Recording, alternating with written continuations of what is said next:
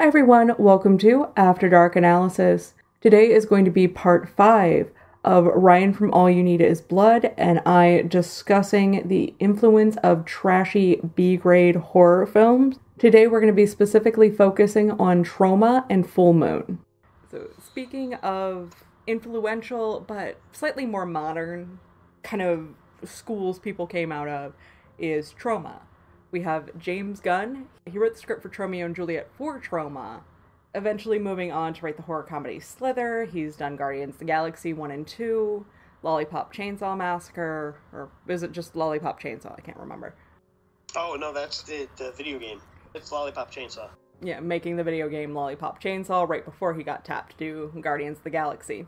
James Gunn's, that's another interesting one that I like, that he's one of those guys that sort of came out of horror, or I guess horror schlock, whatever you want to call Troma. It's sort of a tough description to get into, but eventually made it so big mainstream, sort of along the lines of Peter Jackson, where now he's making like these high production, high budget Marvel movies, where he started out just making, terrible Troma movies with a giant puppet penis that attacks people.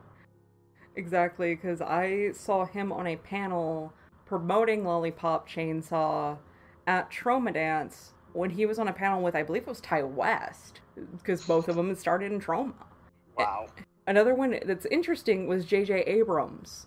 He did the music for Night Beast from 1982, and he ended up... Wow, I did not realize he was that old. Yeah, it was one of his first gigs, and he was, I don't have a specific age, but I believe he was like single digits age, possibly like 10, 12. Like, apparently the story is he just kept writing to these magazines, and they eventually were just like, hey, make music for this movie, and he did. That is amazing. Beast. I think I have that on VHS. Ended up writing and producing Joyride as well. And now we know him from, Star Trek, Star Wars. He's just remade every massive horror, or he's just remaking every massive sci-fi franchise. From Troma, I did have Trey Parker and Matt Stone, or at least Trey Parker for his the Troma released Cannibal the Musical, which I think Trey directed and wrote, and Matt Stone sort of coordinated with him in writing and also co-starred in it. Trey Stone and Matt Parker, obviously. I'm sorry. Let's reverse that. Trey Parker and Matt Stone, obviously from their South Park fame, as well as going in to make Basketball and Team America and a couple other movies, Orgasmo, and but yeah, they sort of had their distribution start with Troma that really pushed that first movie forward. Yeah, and I know in the commentary they said they learned a lot from Cannibal the Musical because, for those that haven't seen it, it's about a party that gets lost in the mountains and has to resort to cannibalism, as the name implies. I thought it was about Trey Parker's ex-girlfriend. That too. Just the one song about the horse, though. When I was on top of you. Because that was subtle. There was a bit in there where a guy had bought fudge at the shop, and he mentions it like 5 or 6 times. And then at one point, when they're like starving, he's like, "Oh, I have that fudge!" And he's like, "Yeah, I realized after the fact I didn't have to say the guy had fudge like 5 times for the audience to remember he had fudge." Yeah, that has to be some of the best commentary track ever on a movie, because they just keep taking shots and getting drunker and drunker. Like, the audio cuts out for a while. I have listened to that, and it is amazing. Yeah, I think aren't two of them like almost fighting during it because the guy keeps farting or something. Yeah, there's like it's this epic thing, and I love when they start talking about Trey's girlfriend. They're like, "So what was going on with her?" And he's like, "That fucking thing." He's still mad about it to the day they recorded that audio for. Well, he said they were engaged, he said like had the dress level engaged, like. Oh my god. Yeah, when you buy the dress, that means like you are getting married, and yeah, she just like, nope, bye. And it's like, I can understand being a little bitter about that. Yep, he was a little bit upset, I'd say. So yeah, other than them, just a few actors and actresses. Because we had a lot of actors and actresses also start in Troma. Carmen Electra was in The Chosen One. Billy Bob Thornton was in Chopper Chicks in Zombietown. Billy Bob Thornton was in Chopper Chicks in Zombietown. He's from Zombietown. From Zombietown. Kevin Costner was in Sizzle Beach, USA. Samuel L. Jackson was in Deaf by Temptation, because it's spelled D-E-F, because, hip slang. Marissa Tomei was in Toxic Avenger. Yeah, I was actually surprised to hear that. She was like an extra in Toxic Avenger, which was Lloyd Kaufman's first, I think that was his first big directorial debut after, making like porno movies, essentially. Yeah, pretty much. Michael Jai White was in Toxic Avenger Part 2. Vince D'Onofrio was in the first Turn On. And Dustin Hoffman was in McGillen's Millions? I don't know, I didn't see that one. It's MADIGAN Millions. That's too many vowels, you lost me. Yeah. Dustin Hoffman was also from Troma. And the other, well, not directly from Troma, Eli Roth did a commentary track on the 2005 DVD release of Bloodsucking Freaks, because he was billed as the blood and guts expert. 2003, you said? 2005. 2005 release, so that's after Cabin Fever, right? I believe so. Roth often makes uncredited cameos in Troma films. He made an unbilled cameo as a Tromaville citizen in Toxic Avenger, or as a Tromaville... Yeah, Citizen Toxie, the Toxic Avenger 4. That is it for Troma. Real quick, I wanted to talk about Charles Band. Charles Band, most famous for his Full Moon line of movies and distribution company. But Charles Band has an influence that goes on, earlier than even some of his Full Moon movies.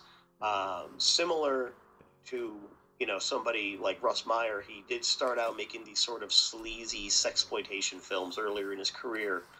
Particularly something like Fairy Tales, which actually starred Linnea Quigley in one of her first roles, which any respectable horror fan should be familiar with her work in Night of the Demons, Return of the Living Dead, Sorority Babes in a Slime Bag Bolorama, and dozens of other movies. Everything I know about working out came from Linnea Quigley.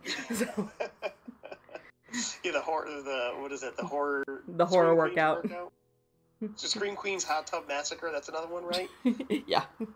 But yeah, so yeah, he sort of started this. He started off in that like sort of sleazy sexploitation kind of thing, and eventually did transition into more horror.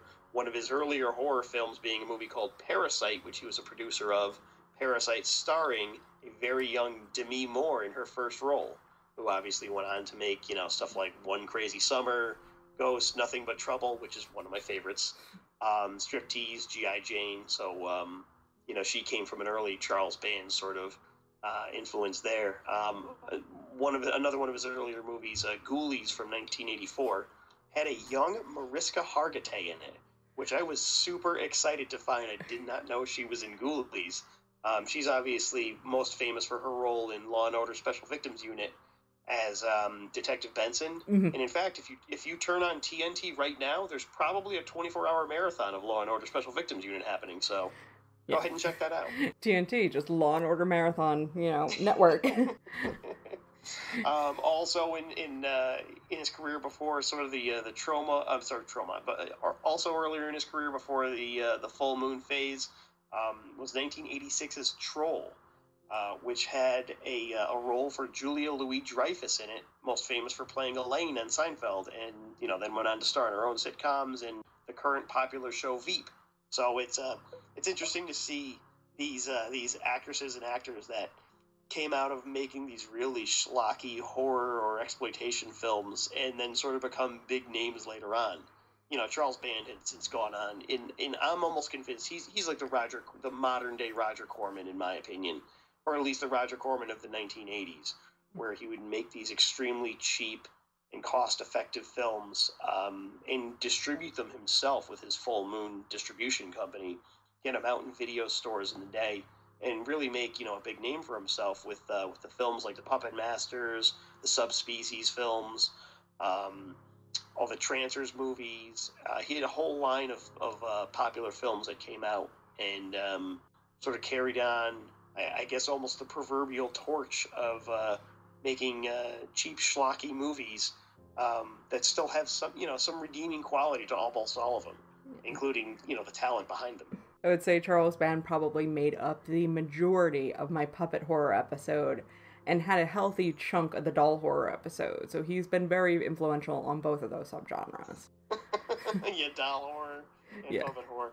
Where does Ginger Dead Man fall into that? Is that any one of those? No, because I'm just like, that's a baked good. As much as I love Ginger Dead Man and would love any excuse to talk about it, but yeah, because I think the only one Ginger Dead Man has versed is Evil Bong. So those are just both random sentient objects. We'll have to wait for the candy horror episode maybe and squeeze them in there. Dude, the other day, I was working on a horror history thing, and all of a sudden it just popped into my head. I'm like, a whole lot of horror movies revolve around ice cream.